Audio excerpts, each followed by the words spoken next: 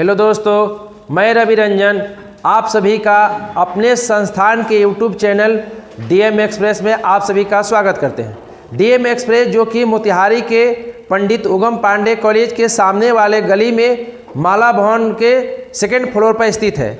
हमारे यहाँ बीपीएससी, बिहार दरोगा, बिहार सचिवालय, बीपीएससी टीचर एवं तमाम जो है कंपटीशन का तैयारी कराया जाता है। आज जो हम लोग राज्य व्यवस्था के एक छोटे से टॉपिक और महत्वपूर्ण टॉपिक जो है लेकर आए हैं, तो आप लोग जो है वीडियो में बने रहेंगे और वीडियो को ज़्यादा से ज़्यादा शेयर करें। आज का जो टॉपिक है जो बहुत महत्वपूर्ण होने वाला है और आपके आने वाले सभी एग्जाम में इस टॉपिक से क्वेश्चन पूछे जाते हैं।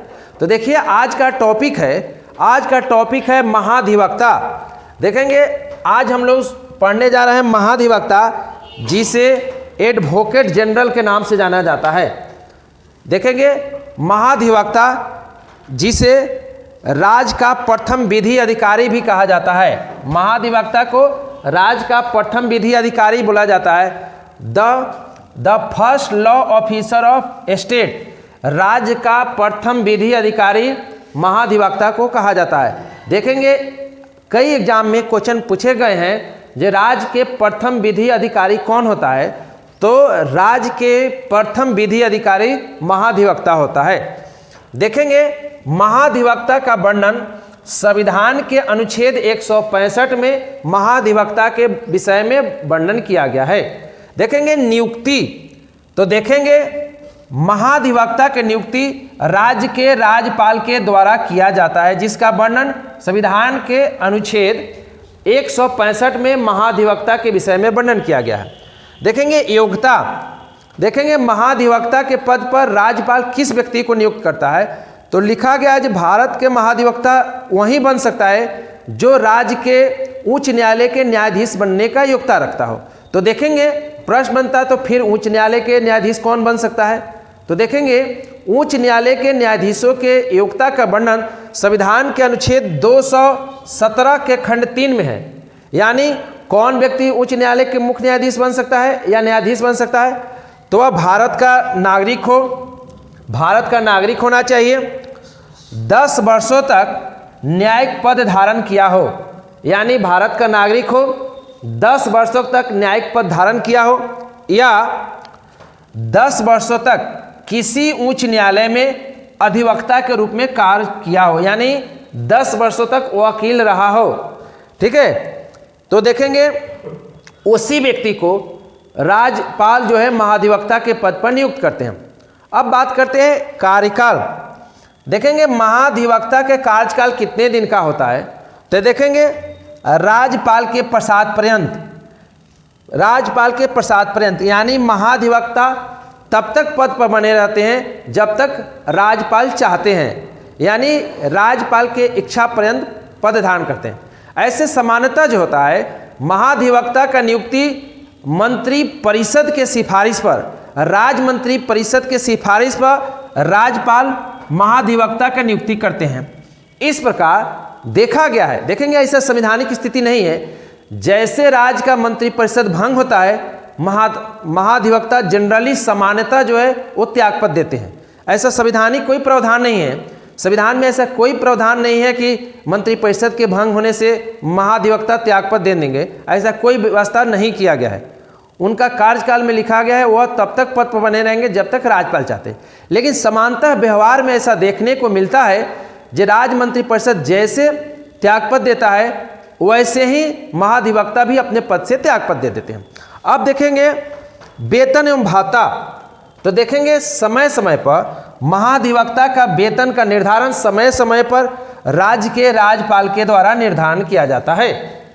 अब देखेंगे महाधिवक्ता का कार्य क्या होता है, तो देखेंगे महाधिवक्ता राज्य का प्रथम विधि अधिकारी होता है।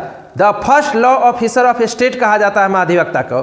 तो राज्यपाल राज्य सरकार के खिलाफ कोई भी मामला उच्च न्यायालय में या अधीनस्थ न्यायालय में जाता है तो महाधिवक्ता राज्य सरकार के वकील के रूप में वह उसके राज्य सरकार के बातों को रखता है। साथ ही साथ राज्य सरकार को विभिन्न सारे कानूनी मामलों में वह सरकार को सहायता देता है, उन्हें सुझाव देता है। साथ ही साथ देखेंगे संविधान के आर्टिकल 177 में वर्णन है कि महाधिवक्ता राज्य विधानमंडल के बैठक में भाग ले सकता है। ध्यान रखेंगे, महाधिवक्ता राज्य विधानमंडल का सदस्य नहीं होता है, लेकिन उसे अनुच्छेद 177 के तहत शक्ति प्राप्त है कि राज्य के विधानमंडल के बैठक में वो भाग ले सकता है, दोनों सदन में। अगर जिस राज्य में विधान परिषद है उसमें भी और जहां विधानसभा है वहां भी राज्य विधानमंडल के बैठक में भाग ले सकता है, बहस कर सकता है, लेकिन महाधिवक्ता मतदान नहीं कर सकता है। साथ ही साथ महाधिवक्ता राज्य विधानमंडल के अंतर्गत गठित सारे समितियों में भी बैठक में भाग ले सकता है, बहस कर सकता है, लेकिन वह मतदान नहीं कर सकता है। देखेंगे इसका वर्णन किस आर्टिकल में है, जिसका वर्णन संविधान के अनुच्छेद 177 में वर्णन है। तो देखेंगे, अब देखेंगे हम लोग बात करेंगे महाधिवक्ता के विषय में। जो है हम लोग नियुक्ति पढ़ लिए, योग्यता पढ़ लिए, महाधिवक्ता का कार्यकाल पढ़ लिए, हम लोग पढ़ लिए वेतन एवं भाता पढ़ लिए, महाधिवक्ता के कार्यकाल पढ़ लिए। साथ ही साथ एक बात ध्यान रखेंगे, क्वेश्चन पूछे जाते हैं, क्या महाधिवक्ता निजी वकालत कर सकता है? तो हाँ, कर सकता है। महाधिवक्ता अपना पद पर रहते हुए अपना निजी वकालत भी कर सकता है। ध्यान रखेंगे, आप नोट कर लेंगे, महाधिवक्ता पद पर रहते हुए निजी वकालत कर सकता है, लेकिन अगर मामला राज्य सरकार के खिलाफ है उस मामले में वह नहीं कर सकता है। अगर कोई मामला राज्य सरकार के विरोध है तो वह उस मामले में राज्य सरकार के तरफ से ही वह वकील के रूप में काम करेगा। अन्यथा जो मामला राज्य सरकार के खिलाफ नहीं है उस मामले में वह निजी वकालत भी कर सकता है। अब देखेंगे बिहार के जितने भी लोग हैं एग्जाम देने वाले, उनसे पूछ रहे हैं, आप लोग जल्दी से कमेंट बॉक्स में जवाब देंगे, वर्तमान में बिहार के महाधिवक्ता कौन हैं? जल्दी से जल्दी आप लोग कमेंट बॉक्स में जवाब देंगे, बिहार के वर्तमान महाधिवक्ता कौन हैं। और आप लोग जो है बिहार के जितने भी तमाम एग्जाम की तैयारी करने वाले हैं, बिहार टीचर हो, बिहार एसएससी हो, सचिवालय सहायक हो, दरोगा हो, सबके लिए महत्वपूर्ण है। तो इस वीडियो को आप लोग ज़्यादा से ज़्यादा शेयर करें और हमारे चैनल को आप सब्सक्राइब करें। देखेंगे वर्तमान में, तो देखेंगे बिहार के वर्तमान में महाधिवक्ता कौन है? तो पीके शाही हैं, प्रशांत कुमार शाही। नोट कर लेंगे, वर्तमान में बिहार के महाधिवक्ता कौन है? पीके शाही, प्रशांत कुमार शाही। देखेंगे जैसे केंद्र में आप पढ़े होंगे आर्टिकल 76 के तहत अटॉर्नी जनरल ऑफ इंडिया का नियुक्ति राष्ट्रपति करते हैं, ठीक उसी प्रकार से राज्य के प्रथम विधि अधिकारी के रूप में अनुच्छेद 165 के तहत राज्यपाल महाधिवक्ता का नियुक्ति करते हैं। तो इस प्रकार से आज के टॉपिक में महाधिवक्ता के विषय में हम लोग पढ़े। तो इस वीडियो को आप लोग ज़्यादा से ज़्यादा शेयर करें ताकि हमारा अगला वीडियो फिर आज व्यवस्था के एक महत्वपूर्ण टॉपिक के साथ आने वाला है, जिससे आप सभी को प्राप्त हो सके। तब तक के लिए इतना ही, धन्यवाद।